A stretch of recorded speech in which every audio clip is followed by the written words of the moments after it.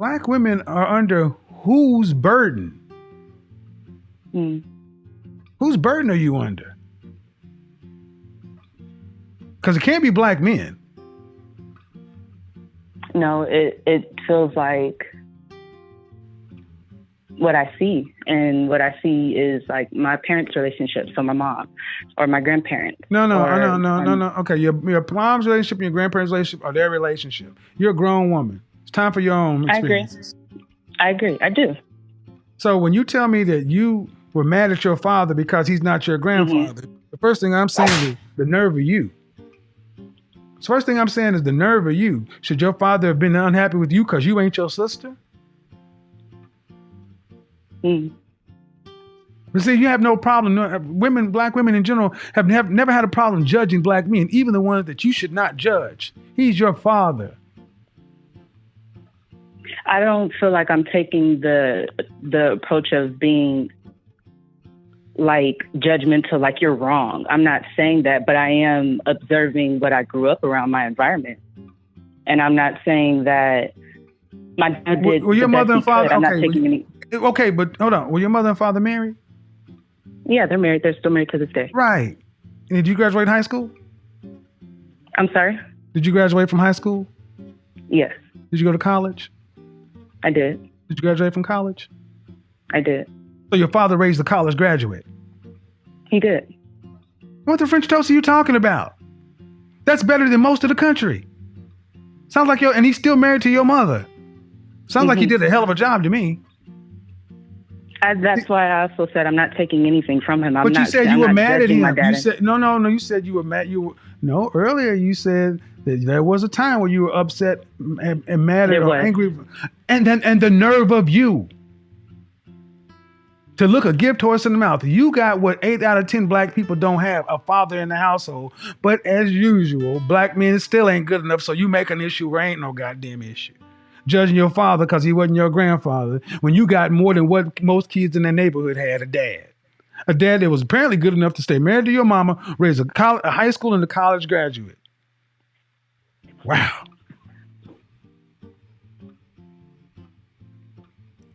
And black men hear this shit. Black men hear this and they're like, well, what the fuck else are we supposed to do? Being married to a black woman and raising those and providing a lifestyle to where you graduated from high school and college and didn't end up on drugs or on the street in the penitentiary, whole house, babies all over the world. What the fuck else is the black man supposed to do? A white man could just go to work in the plant and that's good enough. A black man got to go build the goddamn plant and his kids still ain't happy. I'm not laughing. I am not fucking laughing. I am, because I'm not angry in that way. But I am. Black men are, because I listened to what you said. You were angry with your father for what reason? Because he wasn't another man? He gave and how did your mother balance out these things? My mom gave me a lot of the things that I feel like I'm working through now. Like I'm not trying to put it all on my dad. That's why I said like the women, because I noticed how she also treated and behaved with my dad. And what you did not mention is that you were upset and angry with your mother. We just didn't get to that part. You didn't lead with it. You sound really entitled, man. You had a mother and father who were still married. Did they provide for? Apparently, they provided for all your needs, and you was worried about your wants. I didn't get what my brothers got. Oh my God! The selfish. But I don't think that that's wrong for a little girl to want that love from her dad. Yes, it is. No, it's not wrong to want. It's not wrong to want love, but it's all. But this is why I say first world problems. This Disneyfication. To where the man did the best he freaking could, and it still wasn't good enough because the years his daughter should have been praising and loving her father, you were angry with him because he didn't give you what you felt you deserved or should have got or what your mama got. Oh my God. Barakatha Yahweh, Bahashem Yahushai, all praise, honor, and glory to Yahweh, Bahashem, Yahweh Shai, Bahashem, Chakadash. Double honors to the elders and apostles, a great millstone who rule and teach well. Peace, blessings, and safety to the elect of Israel. This is the book of Proverbs, chapter 27, verse 20. Hell and destruction are never full, so the eyes of men are never satisfied. All right? The eyes of men are never satisfied. All right? Meaning, meaning the human race is never satisfied. All right? Specifically, these women. All right? And more specifically, these Israelite women. All right? Because they have been deceived by the serpent. All right?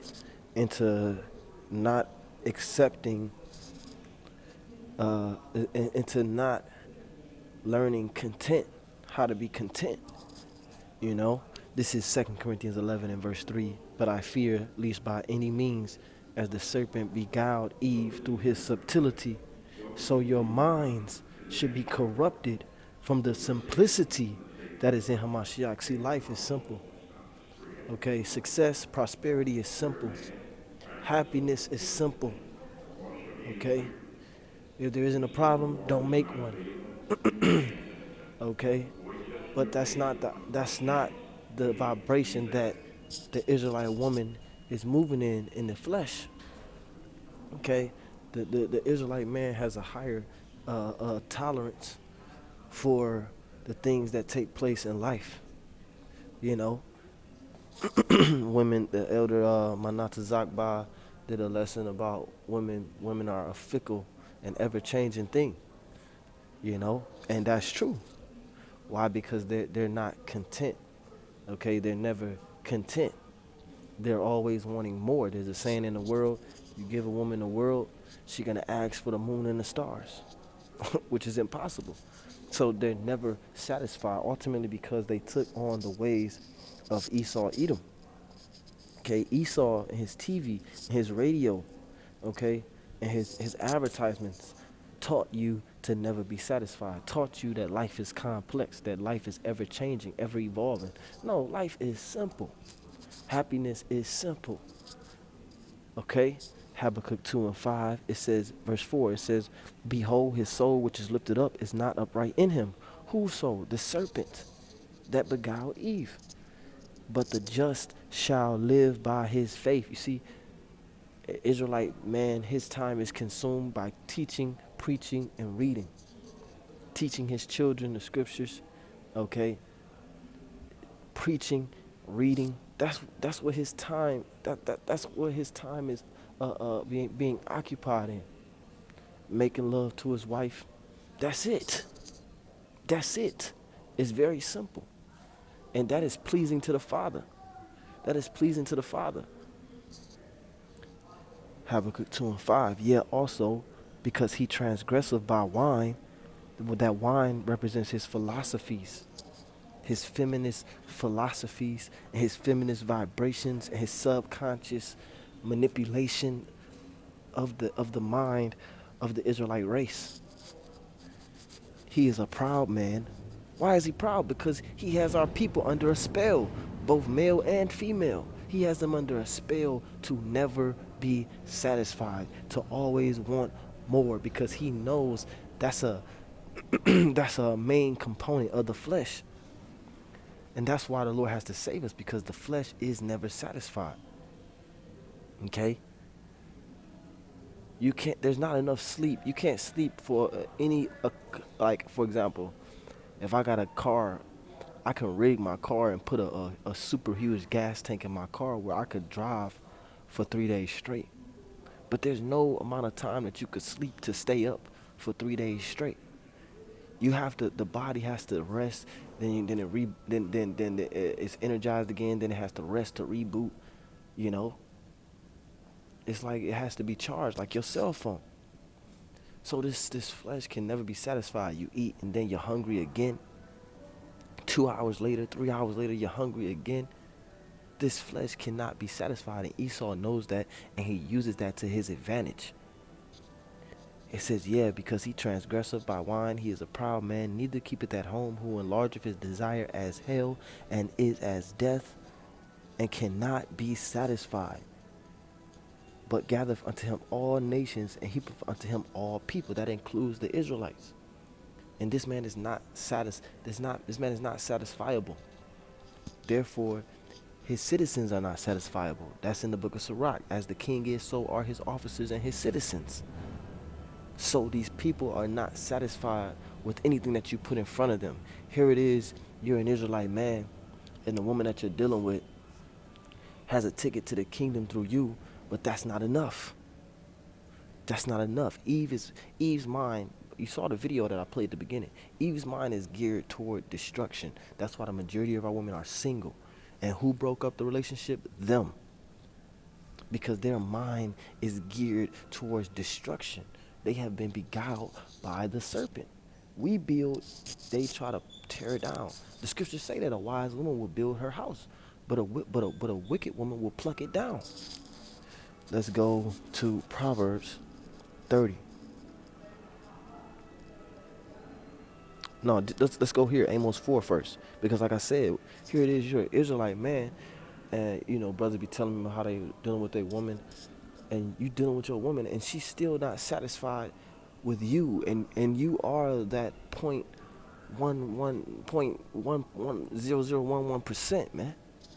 You are a needle in a haystack, and they're not satisfied with you, because Eve is never satisfied. They don't understand the simplicity of Yahushua. This is Amos chapter 4 verse 6. It says, and I also have given you cleanness of teeth in all your cities, and want of bread in all your places. Yet have ye not returned unto me, saith the Lord. Meaning the Lord put us in a position where we were famished. We didn't have the word. We didn't have this truth. Cleanness of teeth, meaning you ain't ate in a long time. So that's why your teeth is so clean. Okay?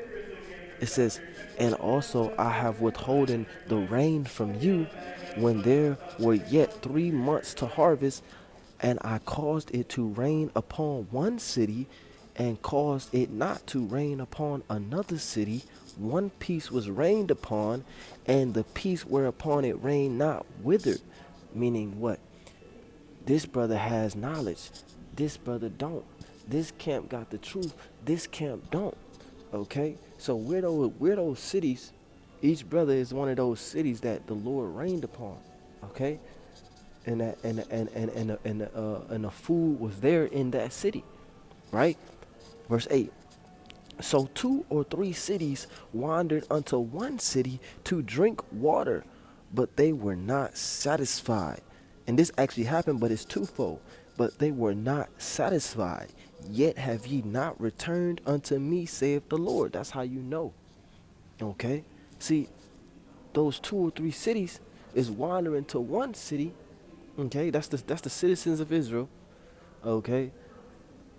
That's those 2 or 3 cities, the citizens of Israel, the 2/3, okay, coming unto that one city, the 1/3 who has the truth, the men of the Lord, those servants of Yahweh Shem Yahushua who are teaching the truth and have this water, okay, and they'll drink it, but they're not gonna be satisfied, man. They're not gonna be satisfied, man. And that's heavy. Let's go to Proverbs 30. Proverbs 30 and 15. It says, the horse leech hath 2 daughters, crying, give, give. There are 3 things that are never satisfied. Yeah, 4 things say not, it is enough. The grave, okay, the grave, meaning the ground is never satisfied. Hell and destruction are never full. There's always room for bodies, okay? There's always room for you to put a body somewhere. That's how we know the earth is not overpopulated, like they say. Even now, there's always room to build a new house, man. Esau will have you under this illusion that the earth is overpopulated. We don't have enough room. No, what he does is he packs people into these concrete cities to have you all in one spot, so it's easier to control you.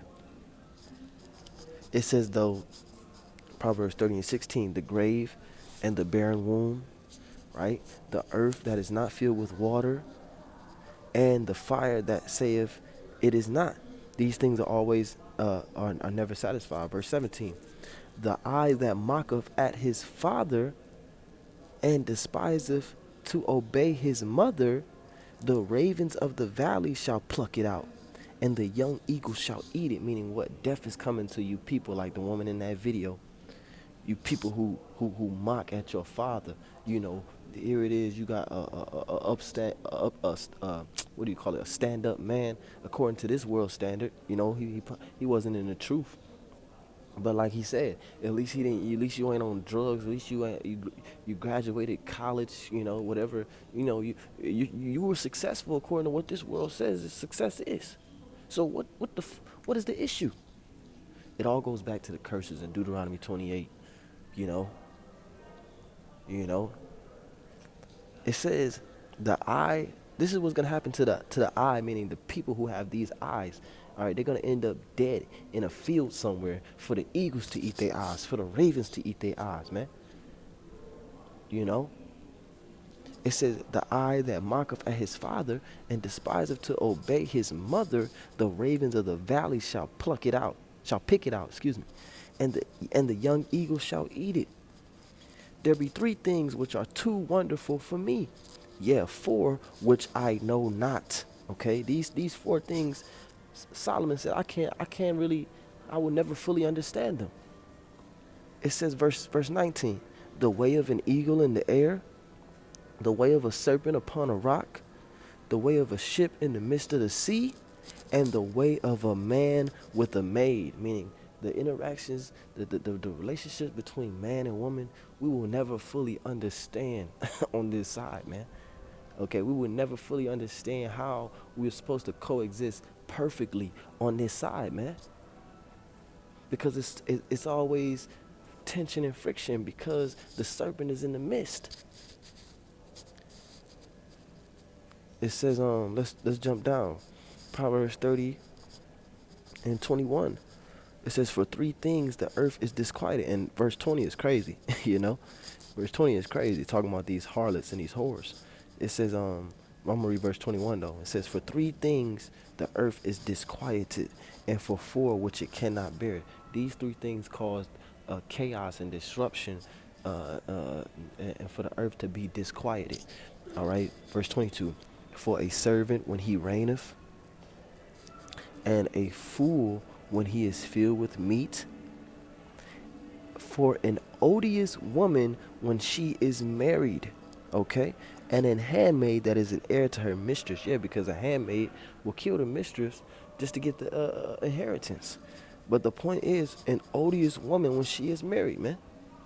Here it is, your father raised you a good woman, you know, you know, I ain't gonna say virtuous, but you know, you got your head on straight, you ain't in jail, you ain't dead, you ain't on drugs, you ain't a stripper, and he's still married to your mother, and you got resentment towards him.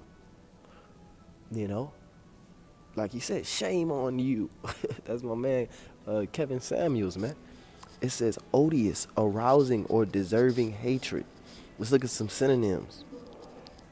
Abominable, appalling. That was appalling, man. That opening clip was appalling, man. You know? And every once in a while, your woman will act in an appalling way. For what reason? First world problems, like he said. First world problems, man. You know? You mad at something minuscule, man. You know? You gotta think about the body. See, we're a body. We're a body of Yahushua, man.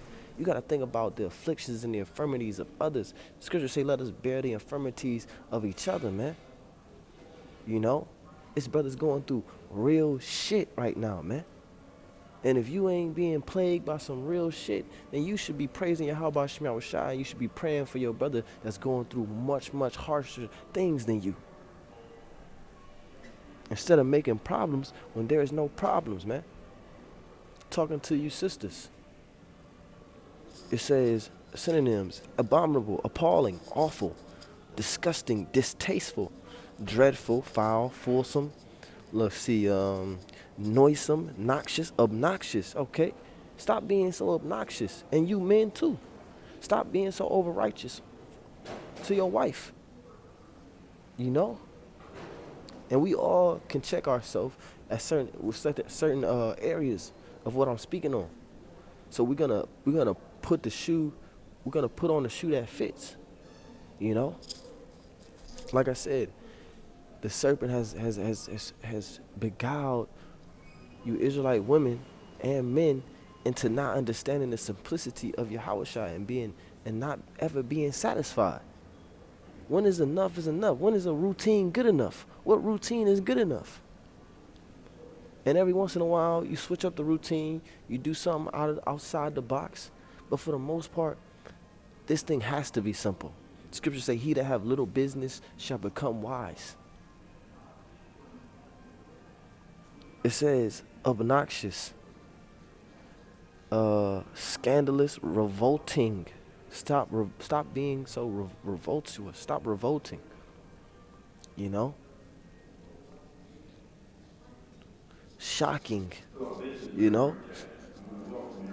So it says, Proverbs 30:23, for an odious woman. This is one of the reasons why the earth is disquieted. An obnoxious woman. An obnoxious woman. When she is married. An obnoxious woman when she is married. And an handmaid that is heir to her mischief. Because again, a handmaid will kill the mistress just to get the inheritance. You know, before her time. This is Deuteronomy 28. Because it all goes back to the curses, man. Well, what you saw in that video and what you brothers may be going through. And it's a lot of demonic activity right now, man. A lot on a high level, man. On a high level that has people blinded. You know, from what's the real, what is the word I'm looking for? People are blinded from what is the real things that we should be praying for. You know, what are the real things that we should be worried about?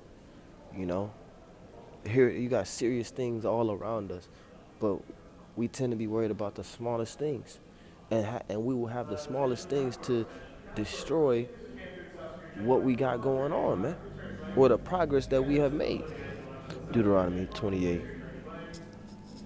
verse 56. It says, the tender and delicate woman among you, which would not adventure to set the sole of her foot upon the ground for delicateness and tenderness.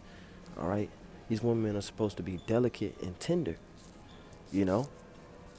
Her eyes shall be evil toward the husband of her bosom. For what? For something minor? You know? For something minor?